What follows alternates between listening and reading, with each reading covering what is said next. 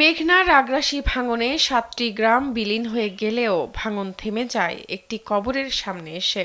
আল্লাহ আমাদের এই গ্রামটা আমাদের এই রক্ষণ করছে, এইটা আল্লাহ এই হুজুরের বিরুদ্ধে আমরা আছি, আইদাকে আমরা বর্তমান আছি। পবিত্র আত্মা শাহ সুফি মনসুর আহমেদের কবরের উসিলায় আল্লাহ নদীর ভাঙন রক্ষা করেছে বলে বিশ্বাস করেন এলাকাবাসী। তার উসিলায় মনে হয় যে আমাদের নদী ভাঙনের যে অবস্থান, তার উসিলা মনে আল্লাহ পাক মাফ করছে, এটা আল্লাহ পাক বলতে জানি, ভালো জানে। গ্রামবাসীর কাছে শাহ সুফির মাজার এতই পবিত্র আর মাদেজাপূর্ণ যে ভালো রেজাল্টের আশায় কবরের উপরে থাকা কাঁঠাল গাছের পাতা চিবিয়ে খায় শিক্ষার্থীরা।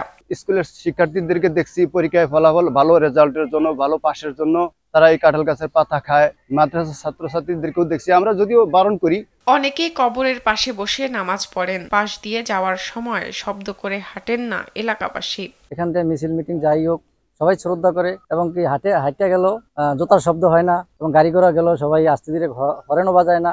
এর আগে নদী ভাঙন রোধে বাঁধ দিতে এসে কবরটি ভেঙে ফেলার চেষ্টা করে পানি উন্নয়ন বোর্ড। সে সময় ভাঙন কাজে ব্যবহৃত ভেকু গাড়িটি নষ্ট হয়ে যায় বলে দাবি করেন এলাকাবাসী। নদী ভাঙন এই কবরস্থানটা ভাঙতে চাইছি, আপনি কবরস্থানে ডেপকু ভাঙ্গা পড়ছে, ডেপকু আর কবরস্থান ভাঙতে পারে না, আগুন ধরিয়ে আছে, মিশমিটাইন বাস্ট হয়ে গেছে গা। উন্নত যোগাযোগের অভাব থাকলেও সেই ১৯৫০ সালে হুজুরের জানাজায় লাখ লাখ মানুষের জমায়েত হওয়াকে বিশেষ তাৎপর্যপূর্ণ বলে মনে করেন স্থানীয়রা। 1950 সালে যার মৃত্যু হয়েছে, লক্ষ লক্ষ মানুষ, কোনো মাইক টাইক কিছু আসলো না, কত লক্ষ লক্ষ মানুষ আইসে জানা যায়, কেউ চিনে নাই। শাহ সুফি মনসুর আহমেদ জীবনে একদিনও নামাজ কাজা করেননি বলে দাবি করেন নাতি হাফেজ মোহাম্মদ ইউসুফ।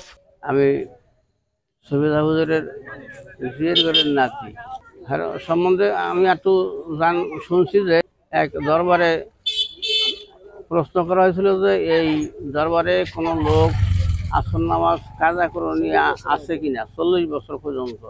তো উনি বলছে যে আমার ইনশাল্লাহ কাজা হয় নাই, তো তারা দিয়ে দোয়া করে এসেছে, আমি অতটুকু শুনছি। বরিশালের হিজলা উপজেলার ধুলখোলা ইউনিয়নের মেঘনা তীরবর্তী পালপাড়া গ্রামের বাসিন্দা ছিলেন হযরত মাওলানা শাহ সুফি মনসুর আহমেদ। তাকে আল্লাহর ওলি হিসেবে এখনো শ্রদ্ধা ভরে স্মরণে রেখেছেন স্থানীয়রা। মাওলা, আমরা আপনার কুদরতি দরবারে। শাহনাজ পারভিন, কালবেলা।